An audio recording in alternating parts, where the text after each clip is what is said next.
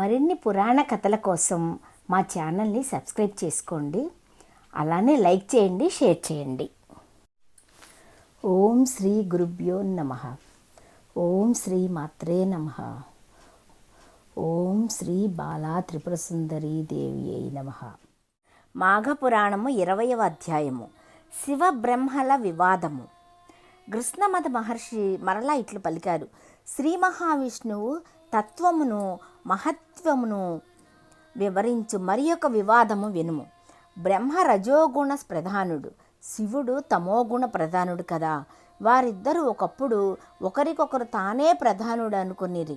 సర్వలోక కర్తను, దేవతలకు ఇష్టుడైన అధిపతిని నేనే, మరి ఒకరు నాకంటే ఉత్తములు లేరు అని ఎవరికి వారే తలచారు.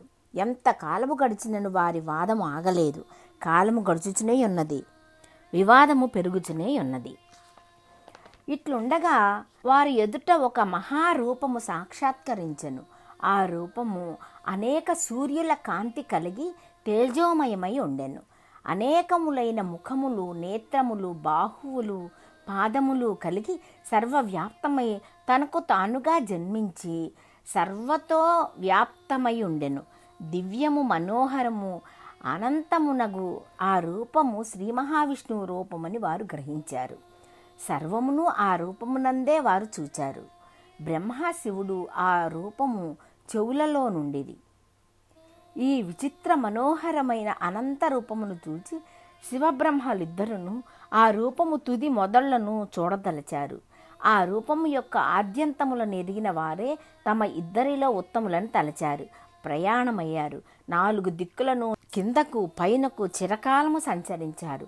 ఆ రూపములకు మొదలు గాని చివరి గాని చూడలేకపోయారు. తాము ఇద్దరమును దానిని కనుగొనుట అశక్తులమని గమనించారు. అప్పుడు ఆ రూపం ఇట్లు తలచిరి. ఈ పురుషుడే జగత్కర్త, సృష్టి స్థితి లయాత్మకమైన కాలస్వరూపుడు, గుణాధికుడు, గురువు, రక్షించువాడు, సర్వేశ్వరుడు, స్వయం ప్రకాశకుడు, సర్వ ప్రాణుల యందు నివసించువాడు, సర్వ ప్రాణులను తనయందే నిలుపుకొనువాడు. మనము వీనికంటే అధికులము కాము, మన వలన ఏమీ జరుగుటలేదు.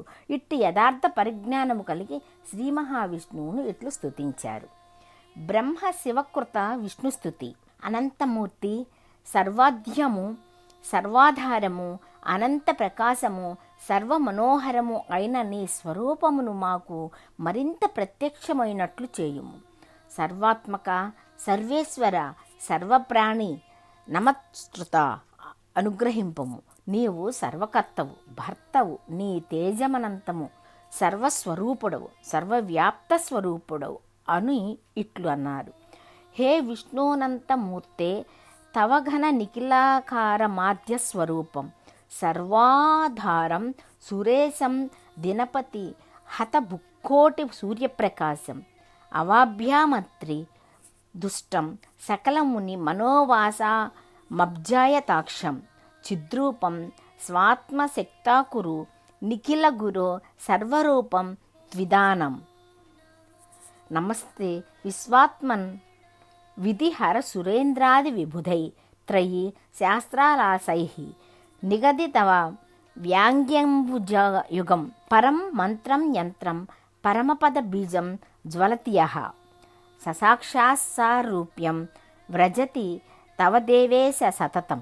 నమస్తే విశ్వాత్మక విధిహర సురేంద్రాది విబుధై త్రయీ శాస్త్రాలయ పైర్ని గదితన వాంగ్యభుజం యుగం. త్రిలోకకర్త భువనస్థభర్త హరే మహాద్రూపమనేక తేజాః గురుర్గురూణాం వరదోవరాణాం మహార్ణవాంభూలఫల జస్యమేర. త్రిదేవ దేవామర రాజేష్ట శిష్టేష్ట తుష్ట త్రిదేవ నినిష్ట దృష్టామృతా స్వాద్యమితాసు పాణిః సురాసురాణమఖిలేశ్వరస్తం. లక్ష్మీపతిస్త్వం తు సుగహ్యగోప్తా గుహాశయః పంకజపత్రనేత్ర త్వం పంచవ్యక్తశ్చ చతుర్ముఖశ్చ చరాచరేశ భగవన్నమస్తే. సృష్టించ విశాలాం సృజసిత్వమేవ చైర్వశ్రియవాన్ సర్వగుణశ్చ దేవ. త్వమేవ భూర్భూతి కృత ప్రవేశః తథాద్యభూతాం విదదాసి యత్తత్వమగ్ని సూర్యౌ పవనస్యైమేవ యమో భవాన్ వైశ్రవణస్తమేవ త్వమేవ శక్ర సురలోకనాథ నాథాదిమస్త్యం భగవన్ నమస్తే పరమం పరాణం పరమం పవిత్రం పురాణకర్తారమణం తమాశ్రయం త్వాం వేదమాహు కవహయః శుభబ్ధ్వా నమస్తేస్తు పన్నగవైరికేతో వేదాశ్చ వేద్యాశ్చ దిగంతరాళం యష్టాసురస్థానమపి త్వమేవ కర్మాణ్యనంతాని సుఖప్రదాని రుచశ్చ వాచో నిగమాశ్చ సర్వే నదీషు గంగా హిమవాన్ నగేషు మృగేషు సింహౌ భుజగేష్వనంతః రత్నేషు వజ్రం జలజేషు చంద్రః క్షీరోదధశ్చాపి యథా తదా త్వం అహం ప్రభుస్తద్వదహం ప్రభుశ్చ సంస్మర్ద మానౌ బహువర్షవాం తద్వాదిదానీం పరిహర్తుమేవం స్వయం ప్రభుస్త్వం కరుణ్యైకరాశిః తేనాత్ర తేతే దర్శన బుద్ధిరాసీత్ కృపాళో భగవన్ నమస్తే తూర్ణం జగన్నాథ మహత్యస్వరూపం భూత్వా పునః సౌమ్య వపుః ప్రసీద. ఇట్లు శివుడు బ్రహ్మ చేసిన స్థుతిని విని శ్రీ మహావిష్ణువు ప్రసన్నుడై సహజమైన సౌమ్య స్వరూపంతో వారికిట్లన్నారు: బ్రహ్మేశ్వరులారా, మీరిద్దరును చిరకాలము వివాదపడుచుండుచే మీ వివాదమును నిలుపుటకే నేను ఇట్టి విరాట్ రూపమును ప్రదర్శించాను. మీరును నా విరాట్ రూపమును గమనింపన శక్తులై మానసిక వికారమును విడిచి ప్రశాంత బుద్ధులై నన్ను స్తుతించారు. మీ వివాదమునకు కారణమును నేను ఎరుగుదును.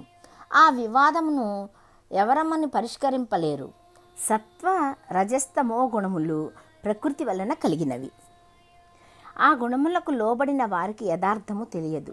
సత్వగుణము నిర్మలము, స్వయం ప్రకాశకము, అనామయము, సుఖ సంగముచే దేహిని బంధించును. ఆత్మకు శమము, దమము, దయ, అహింసా, శాంతి మున్నగు గుణములను కలిగించి పరలోక సుఖమును అందించును. పరమేశ్వరాసక్తిని కలిగించును. రజోగుణము రాగాత్మకమై ఆశాశక్తిచే ప్రబలమగును. జీవికి కర్మాశక్తిని కలిగించును. అనగా పరమాత్మ స్వరూప జ్ఞానమును కప్పి ఇహలోకమునకు చెందిన ప్రయోజనములను కలిగించు పనుల యందు ప్రవర్తింపచేయును. తమోగుణము అజ్ఞానముచే కలుగును. ఇది జ్ఞానమును పోగొట్టి మోహమును పెంచును. దీనిచే పరమాత్మ జ్ఞాన ప్రయత్నము వెనుకబడును. దీని వలన ప్రమాదము కలుగును. ప్రమాదం అనగా చేయవలసిన దాన్ని మరచుట ఆలస్యము. అనగా చేయవలసిన కార్యము తెలిసినను శ్రద్ధ సరిగా లేకపోవుట, శ్రద్ధాలోపముచే కార్యనిర్వహణ శక్తి లేకపోవుట జరుగును. నిద్ర అనగా నీ అజ్ఞానముచే చేయవలసిన దానిని విడి నిద్రించుట. కావున ప్రమాదాలస్య నిద్రలు తమోగుణ జనితములు. జీవి గుణత్రయబద్ధుడు కాక పరమాత్మ చింతన చేసిన మంచిని. నేను దీనిని పొందగలను, నేను చేయగలను, నాకెవరు సాటి. ఇట్టి బుద్ధి ఆలోచన రజస్తమో గుణముల ప్రభావము. మీకును ఈ గుణ ప్రభావం వలన వివాదము కలిగి పెరిగినది. మొట్టమొదటనంతయు చీకటిగా నుండినది. పంచభూతములు అప్పటికి ఏర్పడలేదు. అప్పుడు నేను సృష్టి చేయుటకై మొదట బంగారపు ముద్దవలే నుండిని. తరువాత నవ యవ్వనము ఏర్పడినవి. తరువాత మన ముగ్గురము ఏర్పడితిమి. మనము ముగ్గురము సృష్టి స్థితి లయకములకు కర్తలమైతిమి. బ్రహ్మ సృష్టికర్తయగును, నేను పోషకునిగను, శివుడు లయకర్తగను. మనము ముగ్గురము అయితిమి. కావున ఒకే దాని నుండి వచ్చిన మనకు మొదట భేదము లేదు కదా అని బ్రహ్మకు శివునికి శ్రీ మహావిష్ణువు తత్వమును స్మృతికి తెచ్చాను. మరియు బ్రహ్మతో ఇట్లా: నేను బ్రహ్మ, నీవు స్వతంత్రుడవు, నిగ్రహానుగ్రహ సమర్థుడవు, సర్వ ప్రాణులను సృష్టించిన వాడవు, వేదములకు స్థానము, అన్ని యజ్ఞములకును అధిపతివి, సర్వలోకములకును సంపదనిచ్చువాడవు, స్వశక్తి తోడనే పరమాత్మ యోగము నొందినవాడవు, సర్వరక్షకుడవు, నానాభి కమలమందు బాలార్కుని వలె ప్రకాశించువాడవు. మనకు భేదము లేదు. ఏకత్వములో నున్న నేనే అనేకత్వము నొందితిని. మనమిద్దరము ఒక్కటే. నీవును నా వలనే సమస్త దేవతలకు పూజనీయుడవు అని బ్రహ్మ మనసుకు నచ్చునట్లుగా తత్వమును బోధించెను అని గృత్సమద మహర్షి జహనమునికి విష్ణు సర్వవ్యాపకత్వమును వివరించెను. ఇది మాఘపురాణము 20వ అధ్యాయము సమాప్తము.